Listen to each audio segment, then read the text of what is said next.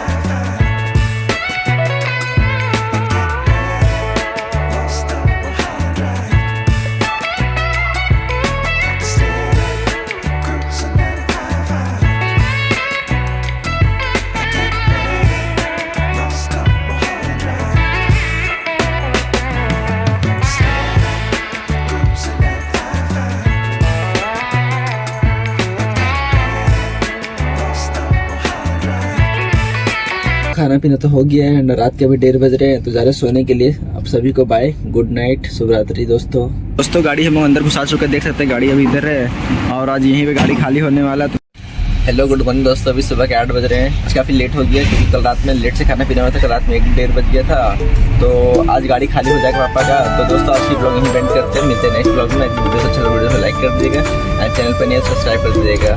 Bye bye दोस्तों।